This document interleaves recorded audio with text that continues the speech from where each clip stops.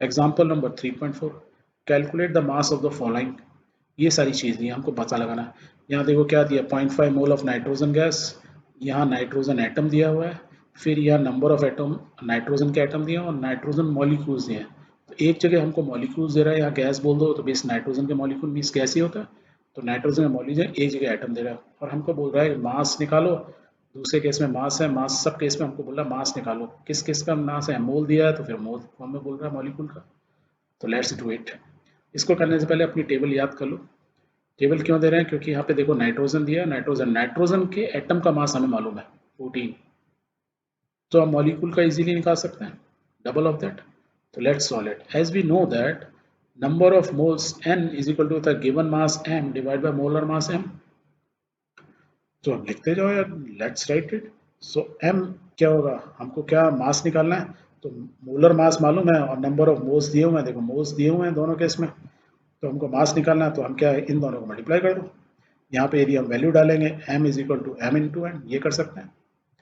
ठीक है, तो हमारा आंसर आ गया डायरेक्ट 28 इंटू मोलर मास कितना होगा, नाइट्रोजन मॉलिक्यूल लेंगे तो 14 into two 28 multiply number of moles कितने दें 0.5, तो 0.5 आंसर निकालो इस 14 ग्राम।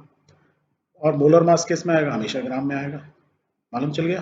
ओके, सेकंड केस में लें 0.5 मोल ऑफ नाइट्रोजन एटम है तो खाली 14 होगा, तो 14 से मल्टीप्लाई करेंगे, that means it is half. तो एक खाली नाइट्रोजन लिया था 1 मोल तो उसका 7 ग्राम था, जबकि 2 मॉलिक्यूल लिया तो उसका डबल द मास हो गया, क्योंकि 2 मॉलिक्यूल हो गए, 2 एटम्स हो गए नाइट्रोजन के। सेम वे में the second part we can solve. We know number of moles is equal to क्या होता है, given number of atoms n divide by Avogadro number. अभी हमको देखो यार गिवन नंबर ऑफ एटम्स दिए नाइट्रोजन के भी इसके भी, हमको क्या करना है, मास कैलकुलेट करना है। तो हम कैसे निकालेंगे, यहाँ से हमें मोल मालूम चल गया और जब मोल मालूम चल गया तो हम एक बार मोल मालूम चल गया तो हम मोलर मास मालूम है उससे मल्टीप्लाई कर सकते हैं। Let's solve it.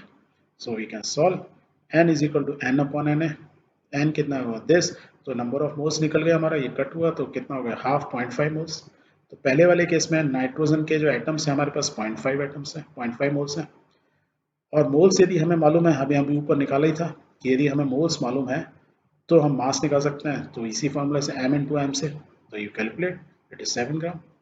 Similarly the fourth one is, हमको कितने दिया है इतना, ये मतलब ही क्या था 1 मोल, तो दोनों सेम है, that means we have given 1 moles of क्या दिया हुआ है, नाइट्रोजन मॉलिक्यूल एंटी मॉलिक्यूल का दिया हुआ है।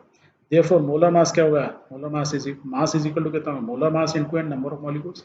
1 मोल दिया हुआ है, मोलर मास हमें मालूम है, तो हमको मास में निकाल सकते हैं कितना वजन होगा नाइट्रोजन मॉलिक्यूल का, मल्टीप्लाई कर दो यार इसका 28 इंटू 1, तो कितना हो गया 28 ग्राम।